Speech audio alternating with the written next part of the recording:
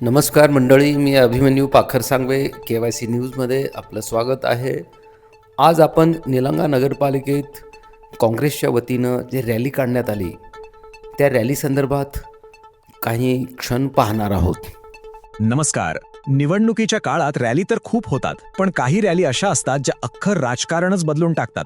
निलंगा नगरपालिकेच्या निवडणुकीत काँग्रेसने काढलेली एक मोटरसायकल रॅली अशीच काहीशी ठरली का? एका रिपोर्टनुसार तर या एका घटनेनं फक्त वातावरणच नाही तर सत्तेची गणितं सुद्धा बदलून टाकली आहेत. चला पाहूया या राजकीय वादळामागे नेमकं काय दडलंय.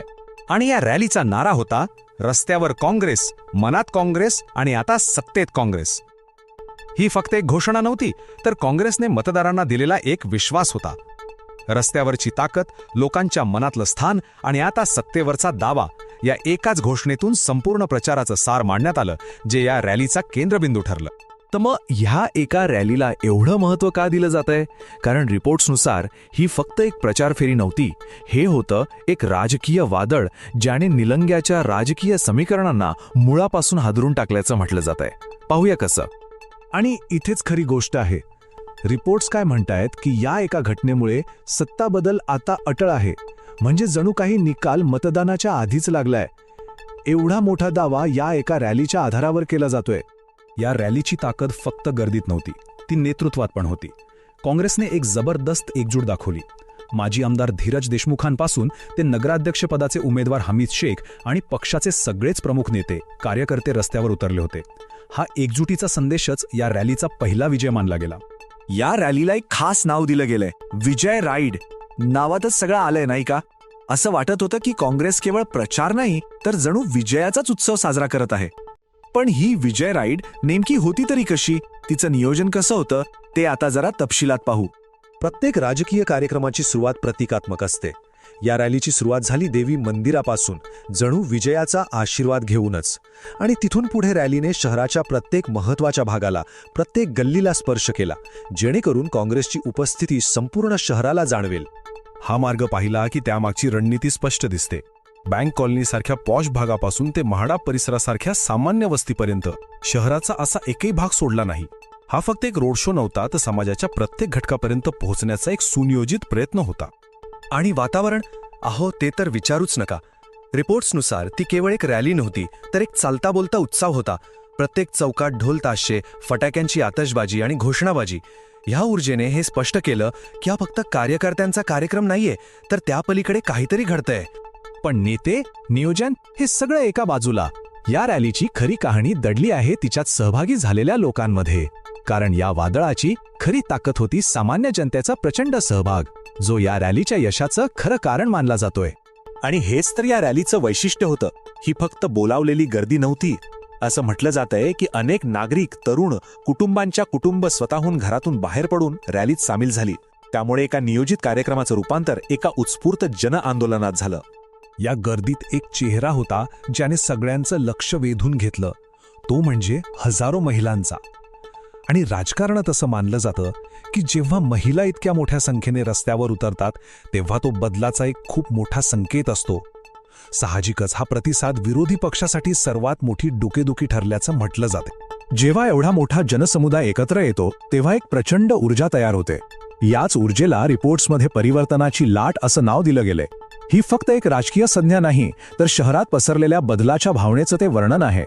एका अशा लाटेचं जी प्रस्थापितांना आव्हान देत होती. ठीक आहे, रॅली यशस्वी झाली, प्रचंड गर्दी जमली. पण या सगळ्याचा राजकीय पटलावर नेमका परिणाम काय झाला?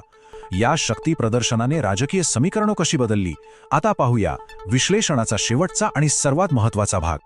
राजकारणात शक्ती प्रदर्शन हे नेहमीच एक मेसेज देण्यासाठी असतं. काँग्रेसच्या या भव्य रॅलीने विरोधी पक्षाला म्हणजेच भाजपला एक थेट आणि स्पष्ट आव्हान दिलं. अहवालानुसार या एका घटनेने शहरातील राजकीय समीकरणं अक्षरशः उलटीपालटी केली. या रॅलीनंतर दोन्ही प्रमुख पक्षांच्या गोटातलं चित्र कसं बदललं हे पाहणं महत्त्वाचं आहे. एका बाजूला काँग्रेसमध्ये आत्मविश्वास आणि विजयाची खात्री वाढल्याचं दिसतंय, तर दुसरीकडे भाजपच्या गोटात अस्वस्थता आणि एक प्रकारची घबराट पसरल्याचे रिपोर्ट सांगतात. हा फरकच या रॅलीचा खरा परिणाम दाखवतो. आणि शेवटी या सगळ्याचा निष्कर्ष काय? तो हा की ही रॅली काँग्रेसच्या विजयाची जणू पटकथाच लिहून गेली. लोकांचा हा प्रतिसाद म्हणजे केवळ गर्दी नव्हती, तर काँग्रेसच्या विकास आणि सर्वसमावेशक राजकारणाच्या मुद्द्याला दिलेली एक जाहीर पोचपावती होती, असं हे विश्लेषण सांगतं. तर मग शेवटी प्रश्न हाच उरतो, आपण जे पाहिलं ती केवळ एका दिवसाची यशस्वी रॅली होती की निलंग्याच्या राजकारणात एका नव्या पर्वाची ती नांदी होती?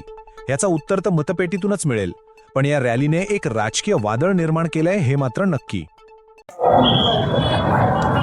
निलंग्यातल्या निवडणुकीच्या अनुषंगाने हा आता आपला प्रचाराचा तसा शेवटचा टप्पा आहे. गेले महिनाभर या शहराच्या विकासाच्या प्रश्नावर या शहरामध्ये गेल्या अनेक वर्षापासून जी शहराची नागरिकांची सोय झाली पाहिजे होती ती कशी गैरसोयीमुळे बदल झाल्यात आपल्या सगळ्याच्या डोळ्यासमोर आहे. निलंग्याच्या कुठल्याही गल्ली बोळात जर आपण फिरलो तर जी एक अपेक्षा होती नागरिकांच्या मनामध्ये की ज्यांच्या कुणाकडे सत्ता असेल त्यांनी आमची सोय सुविधा विचार जादा केला पाहिजे होता, ना काही कुठल्या कॉन्ट्रॅक्टरचे खिचे भरण्याचा. गेली अनेक वर्ष निलंग्याची धुरा कुणाच्या हातामध्ये कुणाच्या विचाराला चालते आपल्याला माहिती आहे. कुठेतरी आता निलंगेकर जनतेने ठरवलेलं आहे की ह्या वेळेस काँग्रेस पक्ष हा सक्षम पर्याय म्हणून आपल्या समोर उभा आहे. काँग्रेस पक्षाची ताकद आज प्रत्येक गल्ली बोळामध्ये आपल्याला दिसून आहे. काँग्रेस पक्षाचा कार्यकर्ता, काँग्रेसचा हात हा आम आदमी के साथ. प्रत्येक जण जो अडचणीत असेल त्याला धावून जाणारा मदतीला हात हा काँग्रेसचा हात. गोर गरीब कष्टकरी जनतेच्या हक्कासाठी लढणारा हात हा काँग्रेसचा हात. छत्रपती शिवरायांचा विचाराला चालणारा हात हा काँग्रेसचा हात. 18 पगड जातींना बरोबर घेऊन त्यांना न्याय देणाऱ्यांचा हात हा काँग्रेसचा हात. आज जनता म्हणून तुमच्यावरती जबाबदारी आहे की येत्या 20 तारखेला ईव्हीएम मशीनवर काँग्रेसच्या चिन्हासमोरचं बटन दाबून तुमच्या हातातली ताकद आमच्या हातामध्ये द्या. एकदा संधी द्या तुमची सेवा करण्याची.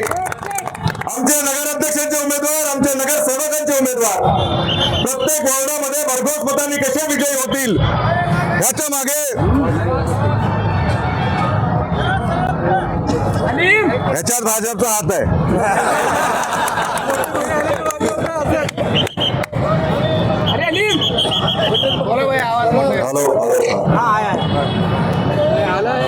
तुम्ही लाईटचे कनेक्शन तोडू शकता पण काँग्रेसचा आवाज दाबू शकणार नाही. तुमची सत्ता दिल्ली पासून गल्लीपर्यंत असेल पण आता निलंग्यामध्ये काँग्रेस विजय झाल्याशिवाय थांबणार नाही.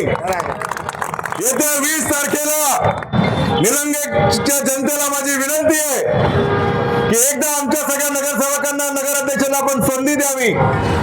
ज्या ज्या आपल्या अडचणी असतील हे शहर सुंदर, सुरक्षित, सुसंस्कृत केल्याशिवाय आम्ही थांबणार नाही. आज एवढ्या मोठ्या जनसंख्येला आपण इथं सगळे उपस्थित झालात.